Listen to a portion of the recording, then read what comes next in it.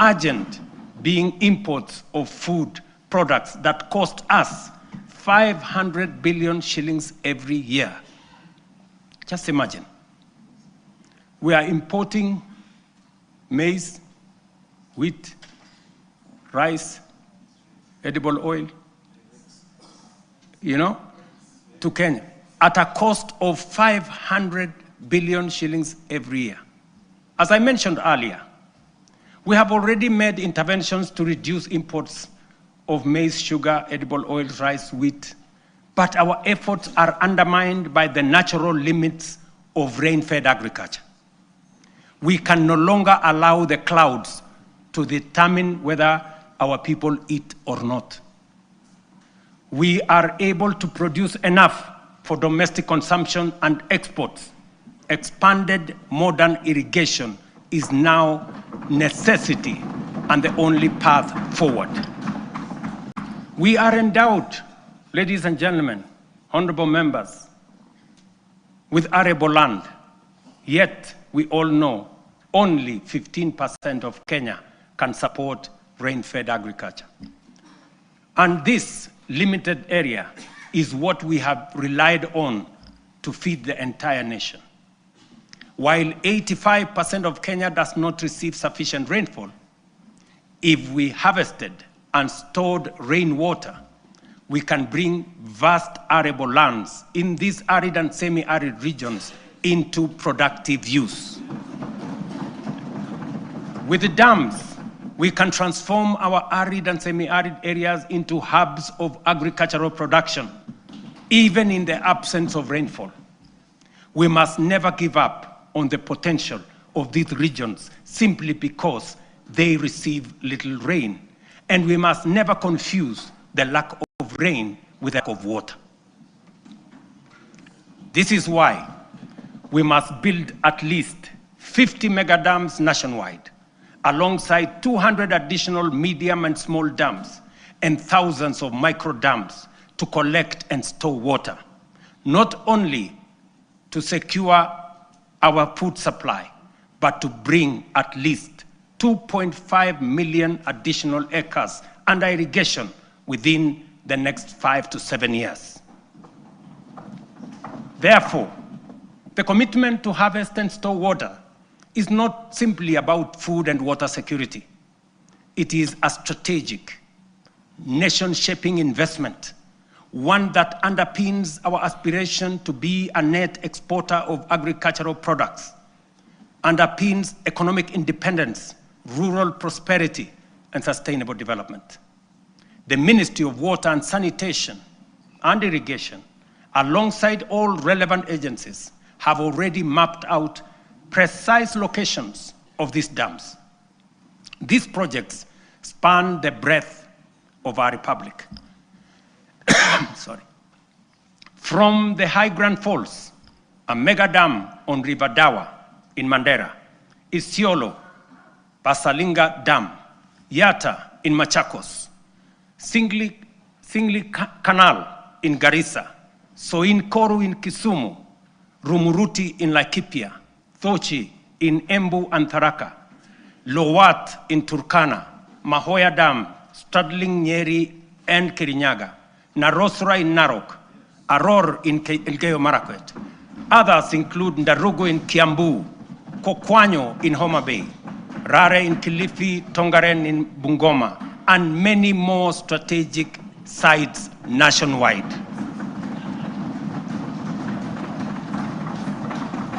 Mr. Speaker, expanded irrigation will also supply the volumes, consistency, and quality of raw materials required for our next economic frontier, which is agro-industrialization.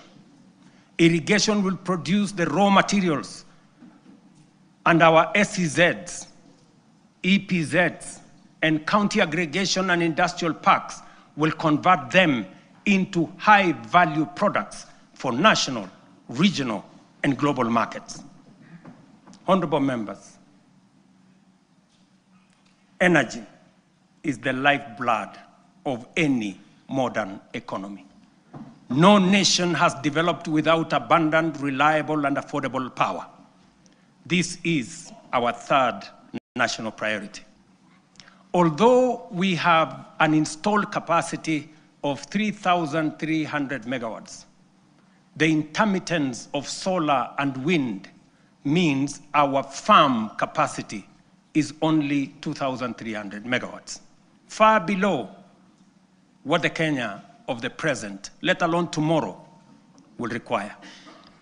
To drive domestic electrification, industrial manufacturing, e-mobility, green industrialization, digital expansion, and a technology-enabled future, we must dramatically expand power generation. Kenya is blessed with diverse, largely underexploited renewable sources, including geothermal, solar, hydro, wind, and nuclear. To undertake large-scale value addition, agro-processing, manufacturing and industrialization, sufficient, affordable, and reliable energy is a top imperative. Modern technologies, such as data centers and artificial intelligence, require large-scale energy supply. To modernize our economy, leverage on technology to create new opportunities, and to turn our agriculture and natural resources into products, manufacturing and industrialization consume many megawatts of energy. As a result, we have to generate an additional 10,000 megawatts in the next 7 years, so as to move our country to the next level and undertake the transition necessary for our growth. Our fourth national priority is transport and logistics. As the region's economic and diplomatic hub, home to the United Nations' largest office and only office in the Global South, and the sixth largest economy in Africa, Kenya must maintain world-class seaports, airports, highways, and digital corridors. Efficient transport and logistics are the backbone of our competitiveness. They accelerate national development, connect products to markets, move goods and services, lower the cost of doing business, and will reinforce Kenya as the aviation and commercial capital of East and Central Africa. History teaches us that nations rise on the strength of transport and logistics. Japan's post-war revival, enabled by strategic road expansion, is a clear example. From only 2,000 kilometers of road, they constructed over 1 million kilometers of paved road in 7 decades. We in Kenya, you know, we have only constructed 22,000 kilometers over a relatively similar period. To scale up, ladies and gentlemen, honorable members, our transport and logistics program, the Ministry of Roads and Transport have already mapped out a comprehensive network of 2,500 kilometers of highway for dualing and 28,000 kilometers of road to be tarmacked over the next 10 years. We will onboard private-public partnership in the modernization of Jomo Kenyatta International Airport, Mombasa and Lamu Airport, and sort out the challenges facing Kenya Airways by next year. This work is already in progress. Next week, I will launch the dualing of the 170-kilometer Rironi-Naivasha-Nakuru-Mau Summit Road. On the same day, I will break ground on the dualing of the 58-kilometer Rironi-Mai-Mahiu-Naivasha Road. The gridlock that paralyzes these roads every day, especially on weekends and holidays, will soon, by God's grace, be a thing of the past. Additionally, roads earmarked for dualing include Muthaiga Kiambu Ndumberi, Machakos Junction Mariakani, Mau Summit Kericho Kisumu, Kisumu Busia, Mau Summit Eldoret Malaba, Athi River Namanga, Karatina Nanyuki Isiolo, Makutano Embu Meru Maua, Mtwapa Malindi Mombasa, all the way to Lungalunga, Kericho Kisii Migori Isabenia, and Nakuru Nyahururu Karatina, Kisii Oyugis Ahero, the Northern Pipers, James Gishuru Roads, Bomas Karen Gong, and Bomas Ongata Rongai Kiserian, including Gong Isinya and Naivasha to Kikuyu, among many other key corridors nationwide. This infrastructure drive will also include extending the standard gauge railway from Naivasha to Kisumu and eventually to Malaba. And that exercise, ladies and gentlemen, is beginning in January. In just 2 months, we will be beginning that process. Honorable members, estimates indicate that achieving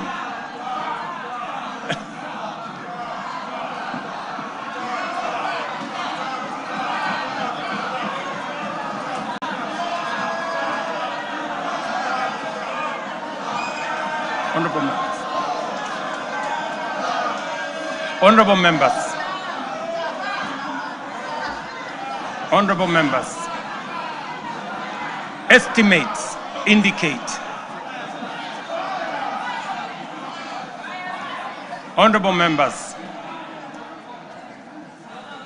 estimates indicate that achieving these 4 priorities will require at least 5 trillion. This is undeniably a large sum. Some may see it as unrealistic, even audacious, for a country like ours. But allow me to recall President John F. Kennedy's words in 1962 as he rallied America to reach the moon. And this is what he said, and I quote, "We choose to go to the moon in this decade and do the other things, not because they are easy, but because they are hard. Because that challenge is one we are willing to accept, one we are unwilling to postpone." These 4 projects are our national imperatives, commitments we must embrace without hesitation, not because they are easy, not because they are cheap, but because they are absolutely necessary, because they are worthy of our time. This is the assignment of our generation. This is the purpose for this administration and this parliament, the 13th parliament. And this is the moment we must rise up to. Which brings us to the next question. Given our fiscal constraints, how shall we finance these transformative projects and do so sustainably? The answer, ladies and gentlemen, lies in 2 key financing vehicles: the National Infrastructure Fund and the Sovereign Wealth Fund. As said earlier, our development ambitions require sustained, large-scale investment in education, in roads, in energy, water systems, logistics, transport, and digital network. Yet, our fiscal space is narrow. We cannot continue funding essential infrastructure through unsustainable borrowing and burdening taxpayers with additional taxes. But neither can we afford to postpone these imperatives without risking our future. there is need to be innovative in the use of our national revenues, or the national revenues at our disposal. There is need to deploy our national assets available to us in creating public-private partnerships that will crowd in the enormous pool of private sector resources available regionally and globally. This is why we will establish the National Infrastructure Fund, whose architecture will be underpinned by the reforms in the Government-Owned Enterprises Bill passed by this August House that I will sign into law tomorrow. This fund is the strategic solution that will provide a framework to innovatively scale up our resources to match our ambition. It will fulfill our manifesto commitment to rebuild Kenya's infrastructure while reducing reliance on tax and debt. We will do this by using budgeted resources prudently and introducing a financing architecture that leverages capital markets, diversifies ownership through unlocking of national assets through privatization, and use PPP frameworks to channel private capital into public priorities. For decades, Kenya has privatized major public assets, from Kenya Airways to KenGen, from Kenya Re to Safaricom. Yet, we cannot point to enduring national assets built from privatization proceeds because the funds were absorbed into budgets and spent. The National Infrastructure Fund will break this cycle. All proceeds from privatization will be ring-fenced, preserved, and reinvested into new infrastructure and wealth-creating assets. When ownership shifts to the private sector for efficiency, the benefits to the public will not diminish, they will multiply. For every shilling invested from privatization proceeds, we aim to attract 10 shillings from long-term investors drawn from pension funds, sovereign partners, private equity, and development finance institutions. This multiplier will allow us to build critical infrastructure without adding to tax or debt burden. This model is proven. Australia's Future Fund, Singapore's Temasek, and UAE's Mubadala demonstrate that commercially run public investment funds can grow national wealth and deliver transformative infrastructure. The National Infrastructure Fund is therefore more than a financing tool. It is a generational strategy, preserving value, mobilizing capital, accelerating delivery, and ensuring Kenya becomes stronger, wealthier, and more competitive. Ladies and gentlemen, honorable members, our Constitution under Article 201C stipulates that the burdens and benefits of the use of resources and public borrowing shall be shared equitably between present and future generations. In essence, when we use natural resources or borrow, we must ensure future generations are not left poorer. That is why, alongside the National Infrastructure Fund, we will establish the Sovereign Wealth Fund to give full effect to the constitutional principle of intergenerational equity. A portion of all royalties from natural resources and a portion of proceeds from privatization of national assets will be invested in the fund. This fund will rest on 3 pillars. Number 1, savings, to be invested for the future as countries like Norway, Kuwait, Saudi Arabia have done with trillion-dollar funds. Number two, stabilization. A buffer against global shocks, including commodity volatilities, pandemics, and geopolitical disruptions to ensure fiscal stability. And number three, infrastructure. A carefully managed share will be invested in commercial terms to attract private capital to national projects while growing public wealth. History has already warned us. Along our coast region, titanium deposits have been exploited and depleted.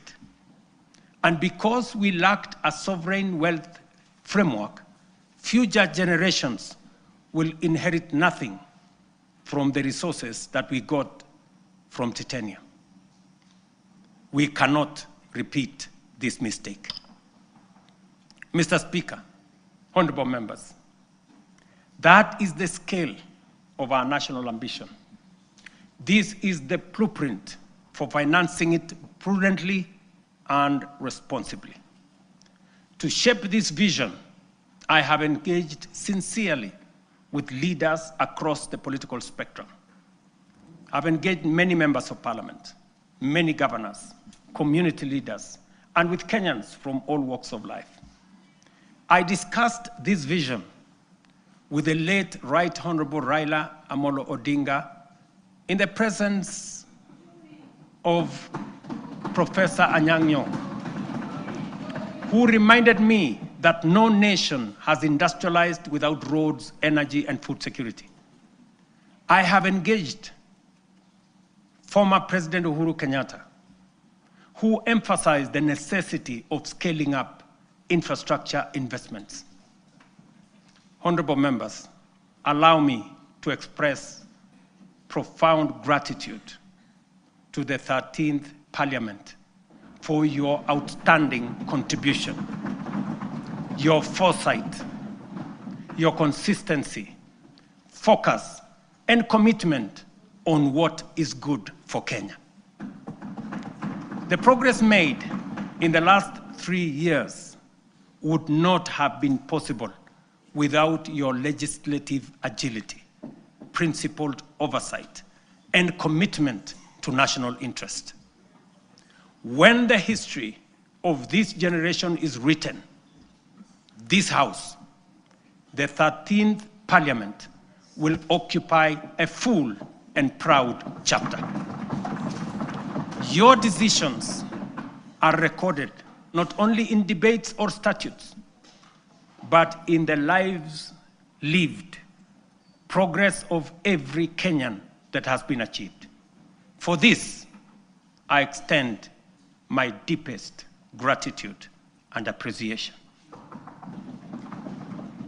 I also extend heartfelt thanks to hard-working Kenyans who have diligently fulfilled their civic duty to the nation, giving life to the constitutional values of equity, social justice, and sustainable development.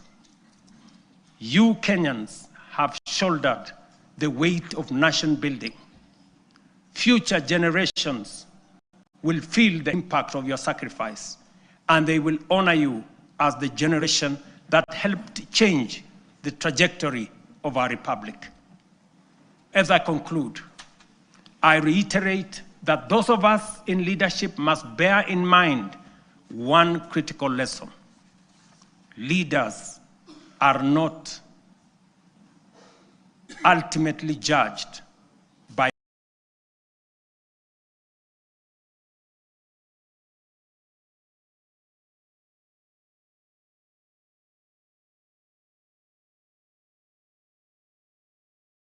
the vision they carry, or the statements they make, or the mantra they repeat. They are judged by the actions they take, the values they generate, the difference they make, and the impact they leave in the lives of the people. Mr. Speaker, honorable members, let history record that this generation refused to be timid, that we chose ambition over fear, action over excuses, and progress over false comfort of low expectation. Let it be said that when Kenya stood at crossroads, we reached for the higher path. The work ahead is formidable, but so is the Kenyan spirit. This is our moment to lift Kenya to the next frontier. This is our moment to shape a nation worthy of its promise. This is our moment to rise.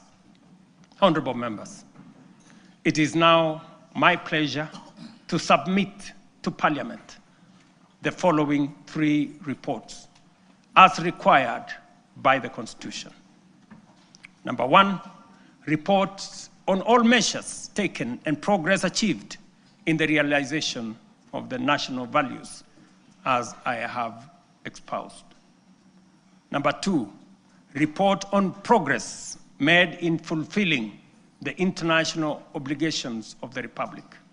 And number 3, the report of the state of security of the country.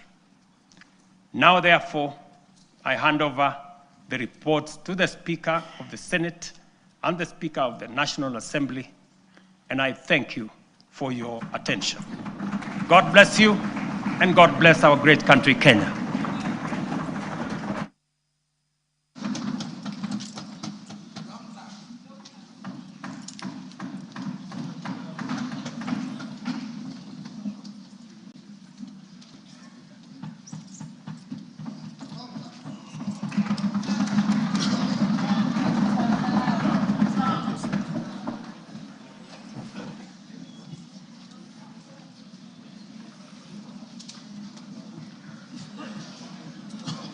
Honorable members, let us be upstanding.